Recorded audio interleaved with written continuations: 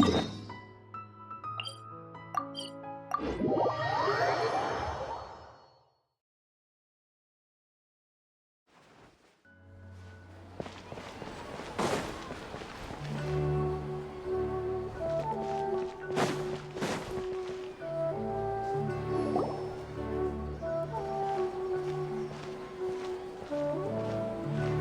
Astra Avisask. We meet again, you two.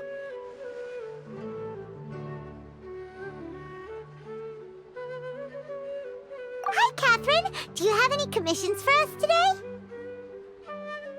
Commissions, huh?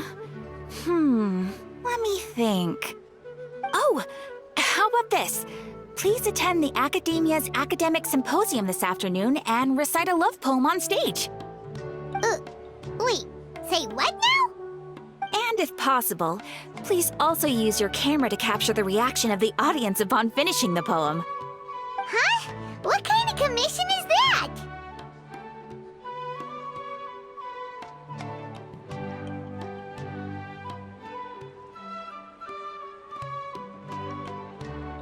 I see. It appears that you're not interested in this commission. In that case, please go to Port Armos and convince the Eremites there to spend some time volunteering at the local orphanage. Hey, that's not any better.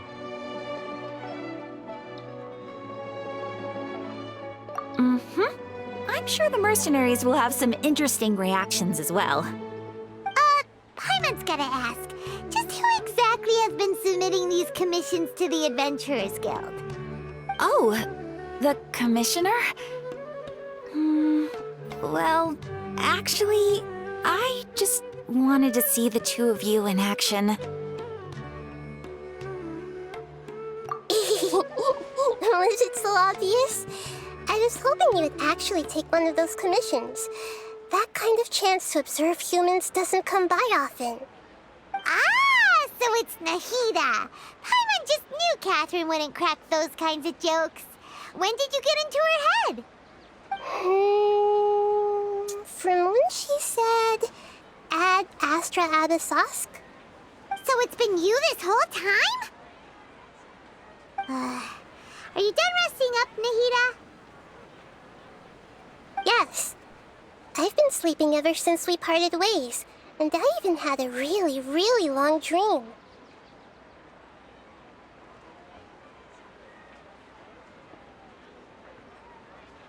It was another dream about the Sub-Zero's festival, except it was a happy one. In my dream, I was sitting in the middle of a flower terrace, and everyone in Sumeru City was holding hands as they danced in circles around me.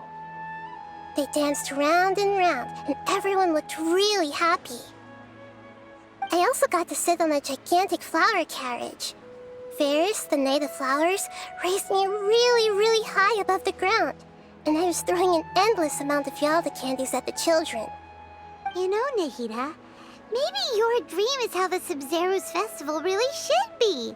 It's meant to be a joyous time where everyone gets together to celebrate your birthday.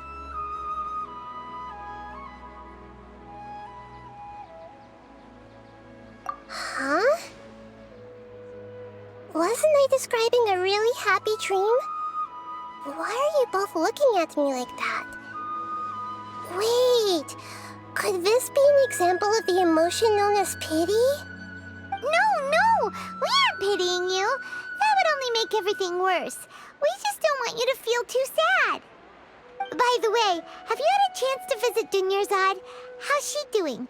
The Homianis haven't allowed any visitors after the festival, so we haven't been able to check on her. Yes, I paid her a visit right after I woke up. She was resting at the time. Her condition is stabilized. However, since Elazar is a manifestation of the withering on the human body, we can only cure it by finding a way to take care of Irminsul's own withering. But for the moment, our top focus should still be figuring out what the sages are up to and what they're planning. Right. Who knows what'll happen if they manage to pull off another scheme like the Samsara of the Sub-Zero's festival? So our first priority should be investigating and putting a stop to the sages' activities. As for how we should pull that off, let's discuss it somewhere else. There are too many adventurers around here. Oh, good point. Sorry, adventurers. We're gonna be borrowing Catherine for a little while.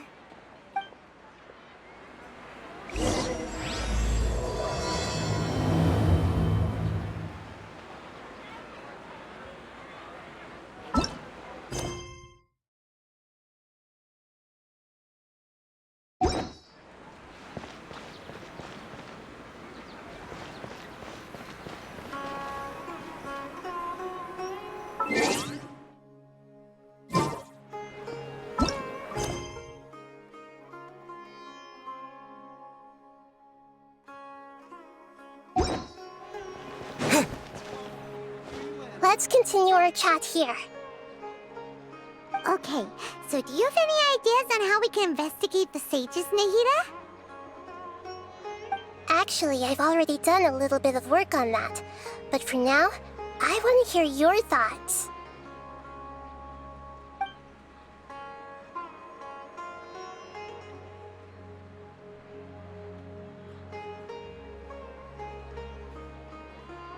I've already tried that, but all the key members of the Academia, even the core 30 guards, intentionally avoid wearing their Akasha terminals. It seems that from the very beginning, they've been guarding against info leaks from the Akasha. Of course, it could also be because they're wary of me. Have you already caught the sage's attention? I'm guessing not yet. But distrusting me would make perfect sense if they've ever paid attention to the urban legends about me. In any case, I probably can't take over their minds directly.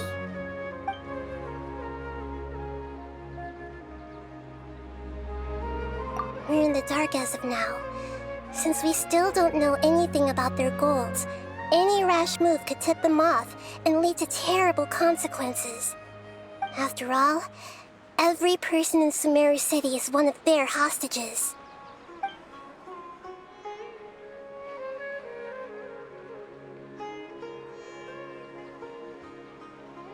No way, that's too risky. You mean it'd be too easy to get caught? No, it's not that. We shouldn't involve innocent students in this. A single mistake could completely ruin their lives. Doing that would be ignoring the safety of my people for my own selfish goals. How is that any different from what the sages are doing? That's a good point. Spoken like the god of Sumeru.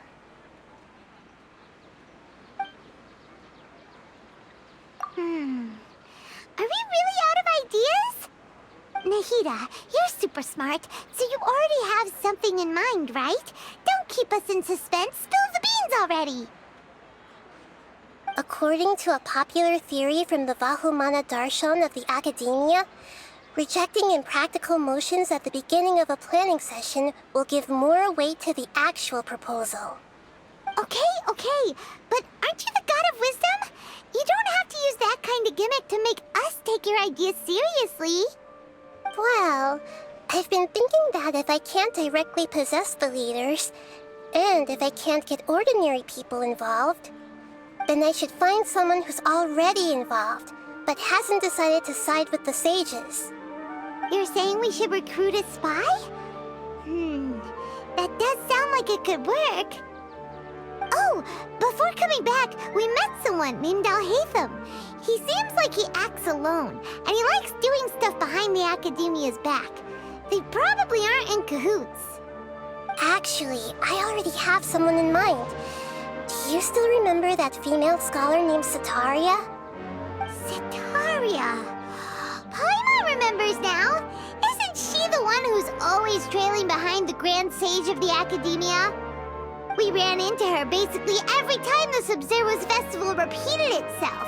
You could even say we're old enemies by now. Paimon still remembers the smug and mean way she always spoke to Nilu. I've always liked observing all kinds of people, and Sataria has always stood out from the crowd. She was born in the desert and was hailed as their greatest genius. Her academic gifts allowed her special admission into the academia, and also gave her the opportunity to serve as the sage's assistant. Oh, Paimon didn't know she was from the desert. She must be pretty special then. Paimon feels like most of the desert dwellers around the city are working as mercenaries. The name Setaria means star. When she lived in the desert, she shone like the brightest star in the night sky. Later on, she was chosen by the sun. The star was given a place in the daytime sky to complement the sun's dazzling light. Soon after, the star witnessed the sun scorching the earth, which brought forth many disasters. The star began to waver. Instead of staying beside such a sun, wouldn't it be better to return and light up part of the night sky? But in the end, she couldn't give up the radiance of daytime. To cope with her shame, the star buried her guilt and closed her eyes.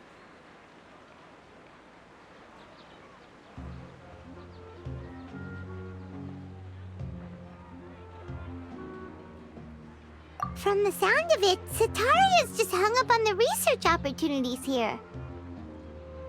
But she doesn't really support the academia.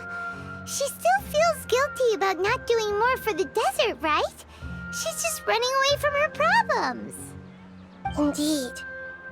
When they are presented with complex moral issues, many people will simply plug their ears and go with the flow until the problem can't be fixed anymore. She's suppressing a lot of guilt, but before she realized it, she had already become the sage's accomplice. She can't deny her part in their schemes anymore. Right. We must somehow make her face her problems again. That way, not only can we get useful intel from her, but she can also use it as an opportunity to redeem herself. From my past observations, Setaria will take a day off from the academia every 10 days to do some shopping in the city. Tomorrow afternoon just happens to be a shopping day for her. That'll be our chance. To prepare, let's go check out some of her favorite spots and have a quick chat with a few of the vendors there.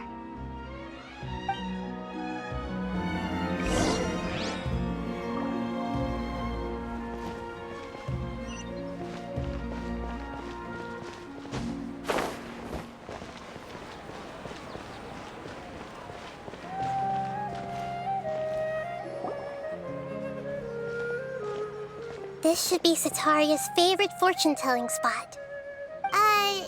So should we ask the fortune teller about Setaria? No, I already have enough information on Setaria. The most important thing now is for you to pay attention to the vendor's talking style and key characteristics. Talking style and key characteristics? My poor lost lambs, have you become troubled over your fates? The divine voice of wisdom often echoes between mine ears. If thou be blessed today by the gods, I may be able to show you the way. Huh? Really? Nahida, you've been whispering things to her? Shh. My friend here has some doubts regarding his future. Can we get a fortune reading for him? Of course, of course. In that case...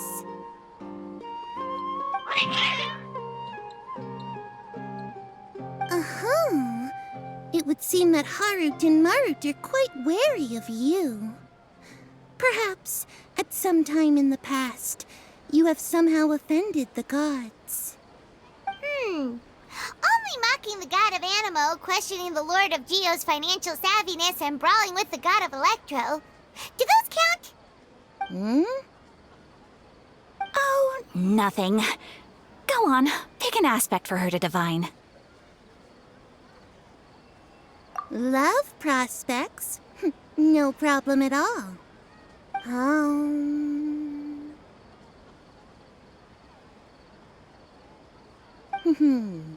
The gods have spoken. The truth shall be revealed. One who is fated to cross your path will appear on on... Huh? So many people will fall for you. How could that be? Harut, Marut, did you two spoil my divination? I've never read a fortune so absurd.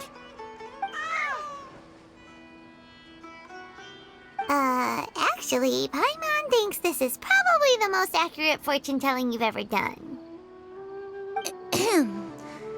I admit that the orientation of today's celestial matrix is, suboptimal. As such, there will be no charge. Is that so? Well, that can't be helped.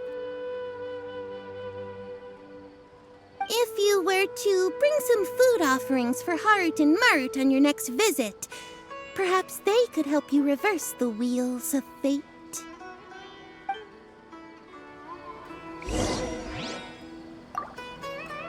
I've never seen Harut and Marut be so wary of anyone.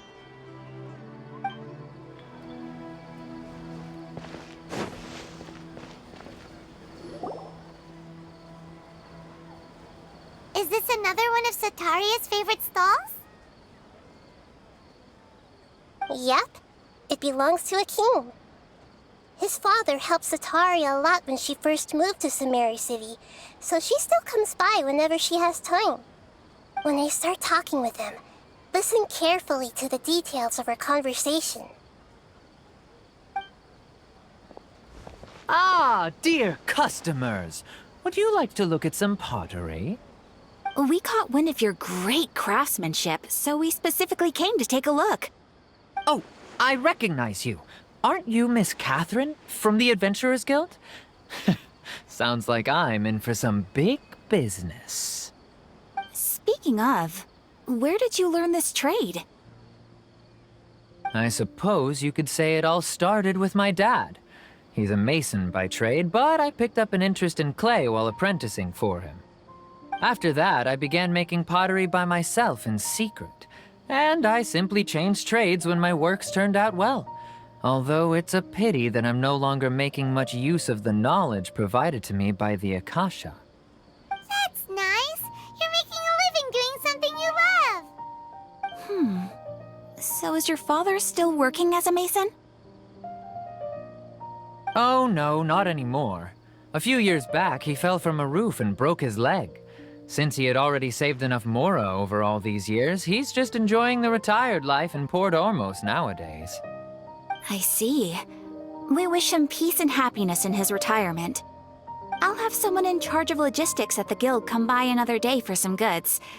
We'll leave you to it. Take care now. No problem. Rest easy, all our goods are sure to meet your every need.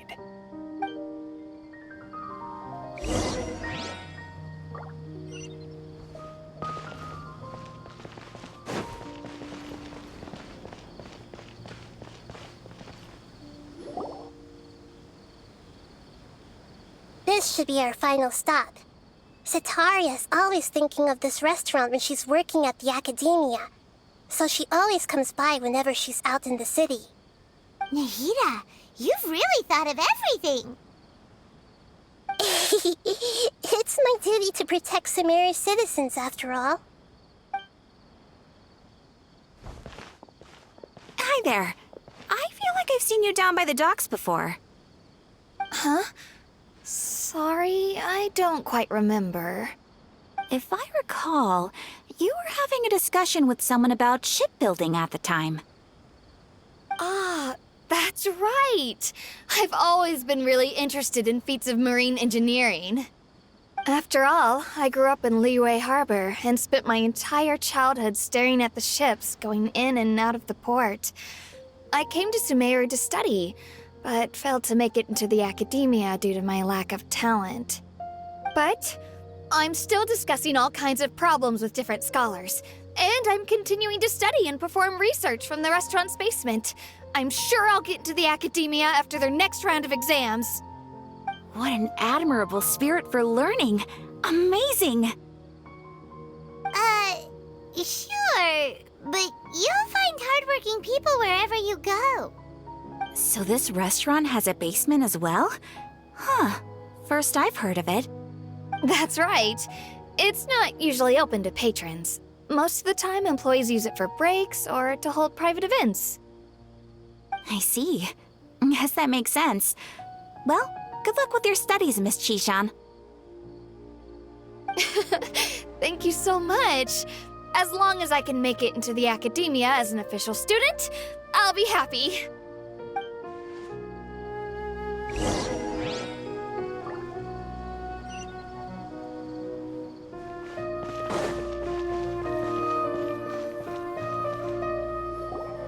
So, was that everybody?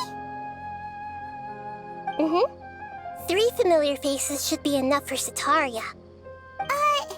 What's the point of all the information we've collected? Nahida, you still haven't told us how you're planning to make Sataria face her problems.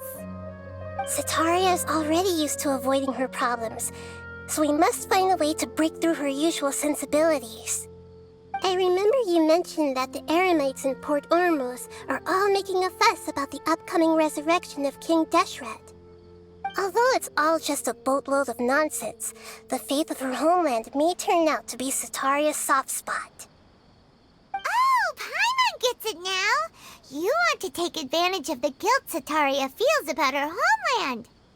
Although she knows she should return home to help the people of the desert, all she's done is conspire with the sages. So how do we set that up? Well, King Deshret is long gone, and Sataria is also too smart to fall for any simple tricks. If we simply engaged her under the guise of King Deshret's believers, she would definitely be wary of us, and we may not get anywhere. But if we were to borrow some of her close acquaintances to talk with her, her reaction would probably be very different. So you mean you're going to possess those people we just talked to? Yep. Possess them through the Akasha. Imply they've already converted to the faith of King Deshret, and then convey our made-up will of King Deshret. As long as everything goes smoothly, we'll get through to Sataria for sure. She'll never guess that we had anything to do with it. So that's how you're going to use all the info we collected on these people. It's so that you won't slip up and break form. Possessing them will only work if you can manage to pass off as them. Exactly. So, best of luck with impersonating them. Huh? Best of luck? But we don't know how to possess anyone. That's no problem at all. I'll just share all their senses with you once I've possessed them. As long as you're also wearing an Akasha terminal, the effect will basically be as if you've possessed them yourself. Huh. That is pretty convenient. But why does he have to do this? Can't you do it yourself? Although I've been observing humans for a while, I've never been good at imitating them. You're not wrong. It's always been painfully obvious whenever you try to pass as Catherine. If it was at all possible, I would have preferred to leave these people alone. But seeing how things are now, I probably should just accept it and push on. Yeah, don't beat yourself up over it. We're only doing this to help everyone, and we'll only be borrowing them for a little while anyway. Alright, then let's give it a go tomorrow afternoon.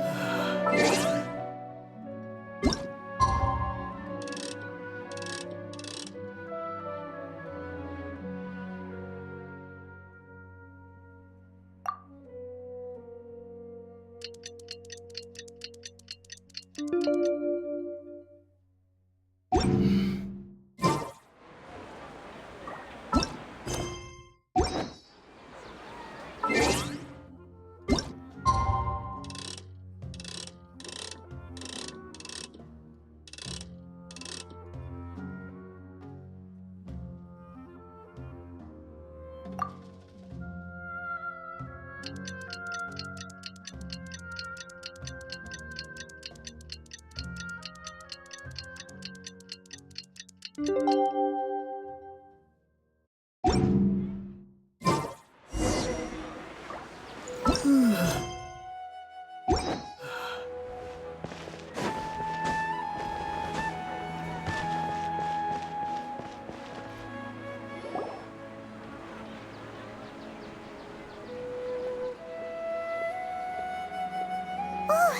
she comes! Satori is here! Let's quietly follow her. Once she starts talking to her acquaintances, we'll find a safe spot to begin possessing them. As for how we'll sway her to our side, I'll leave that to you. I trust you'll know what to say. Paimon's starting to feel kinda nervous. Okay, let's go. Looks like they've already started talking. Let's find a hiding spot and get started.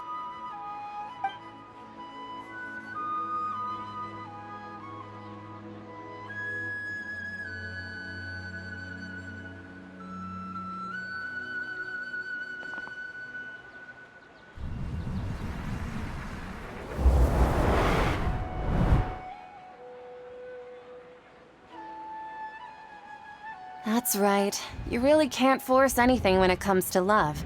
And besides, everyone around me has a very different background and outlook. Are you still listening to me, Nabia? Oh, of course I'm listening. You were talking about troubles with your love life, right? I heard everything you said. Okay then. You just seemed a little distracted for a moment there. Strange. Your cats seem pretty worked up. Is something wrong? I always thought they were quiet, happy kitties. Oh, what are their names again? Ah, that's right. They are just little darlings, aren't they? Harut and Marut. So, which fortune do you want me to read for you today? You must have come for another echo of the divine voice of wisdom. I'd like to get another reading on my love prospects, but to be perfectly honest with you, I feel like I've been a real mess recently. A mess? Well, could you do a reading on how long it'll take me to finish my current project at work? I really just want to get it over with. I hear you. No problem at all. The gods will reveal the truth.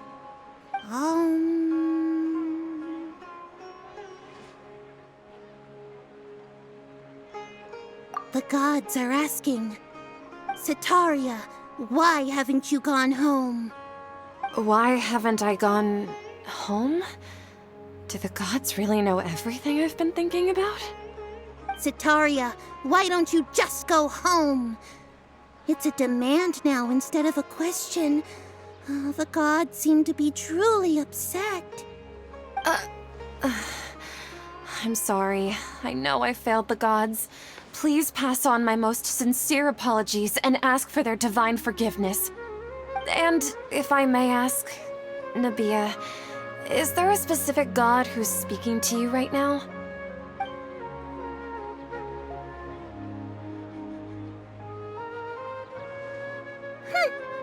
What an inconsiderate and naive question. The god who is speaking to me is, of course, the wisest and mightiest of all, King Deshret. King Deshret? No wonder he would make such demand of me. Wait a second. King Deshret passed away a long time ago. Even though news of King Deshret's resurrection has been spreading like wildfire, it's all just a misinformation campaign from the academia. How can King Deshret still exist in real life? What insolence! I am King Deshret's most loyal believer. Do you wish to refute his voice of wisdom? Oh, no. As a child of the desert, I am only reveling in his power upon learning that his divine glory has touched even this city. I will think very carefully about his demand of me. I'm sorry. I must go now. Wait!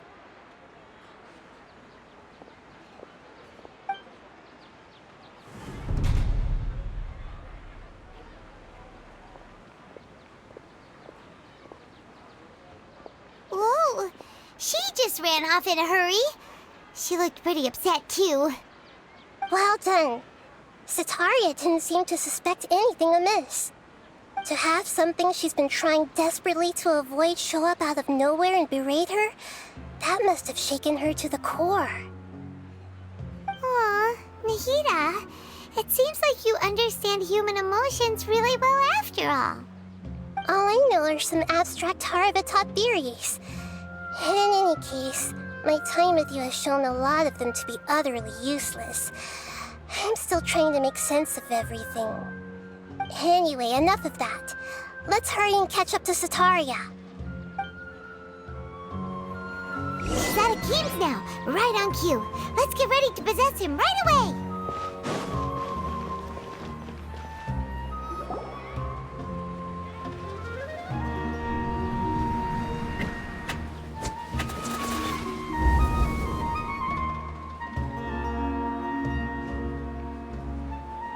It's okay. I just got caught up in something. Oh, actually, didn't you ask me to help you look for work? What kind of work were you looking for again? Oh, right. Your old man's craft. How could I forget? Speaking of, how's he doing? Is he feeling any better? Oh, that's good to hear. I have been thinking a lot about him. If I could get some more time off, I'd love to pay him a visit. Actually, while we're talking about him, is he still living in Port Ormos? Yeah, he's been retired there for a while. If you could find the time, please write him a letter. Let him know that recently, faith in King Deshret has taken root in Port Ormos and has begun to spread across Sumeru. He has a quick temper and has always been a devout follower of the Dendro Archon. I don't want him to get into a fight with those King Deshret believers because of a difference in beliefs. Oh? So, who are you siding with in all of this? The Academia or King Deshret? I'm so jealous of you. You were born a child of the desert, yet you chose to betray King Deshret, and now you spend all your time with those crooks from the Academia. Akeem, you don't mean... you've also become a believer of King Deshret? What's so strange about becoming a believer of the wise King Deshret? In fact, aren't you the strange one? The one who still can't pick a side? Can't pick a side? Me? Whoa! Paimon had no idea you'd be so good at this! You really zeroed in on the issue and put it right in front of her. It might feel a bit overwhelming for Sataria. But once everything is over, I'll be sure to pay her a visit to her mind and explain everything. Anyway, let's keep going.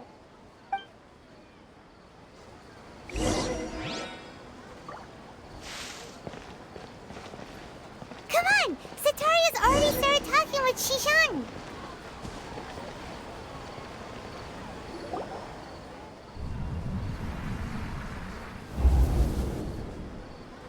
So, Shishan, have you noticed anything weird in the city lately? Like, as if someone was trying to preach to you about something? Oh, right. Speaking of strange things, I celebrated the Sub-Zerus festival so many times that I lost count. That was really weird. Wait, how could you be aware of that? That should be impossible. Nothing in the report indicated anything like that. Are you still failing to realize that the Academia's lowly tricks could never deceive all of Sumeru's citizens?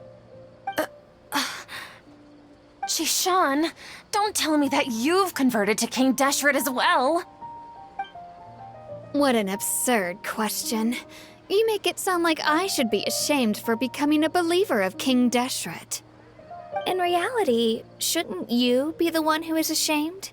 You, who works side by side with the Academia and treated people as nothing more than experimental subjects? Please, please stop! Even now, Sataria's still trying to run from her problems. She can no longer justify everything to herself. Hey, she's trying to talk to the guards! What should we do? This is the most important part of all. Quick, get ready. Mercenary, you're a member of the Corps of 30, correct? Please help me pass a message to the Matcha right away. The situation in the city is getting out of control. Please, try to remain calm, miss. Tell me what's happening in the city. Heretics are infiltrating the city, and they've already converted many residents to their side. Heretics? What kind of heresy are you talking about? King Deshret! Many people I know have suddenly started believing in him, but he's long dead. It's impossible. Miss Sataria, nothing is impossible. You know my name? King Deshret is immortal, and all who defy him will one day pay the price. You must face the truth, Sataria. You tread a treacherous path, and the longer you ignore it, the tighter the Academia's grasp on you will become, and the deeper you will be ensnared. Child of King Deshret, never forget that the desert that belongs to you lies elsewhere. What's so strange about becoming a believer of the wise King Deshret? In fact, aren't you the strange one? The one who still can't pick a side? What an absurd question. You make it sound like I should be ashamed for becoming a believer of King Deshret. Sataria, why haven't you gone home?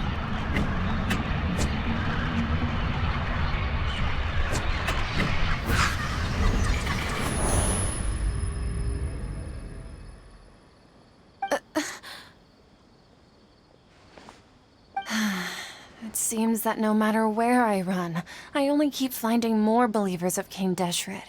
I have to say, this is a familiar feeling. I've also been running from my guilt this whole time. Guilt over my part in the Sage's plans, and from ignoring the letters from the children of my homeland. But no matter how much I may try to ignore or get rid of it, my guilt always comes back.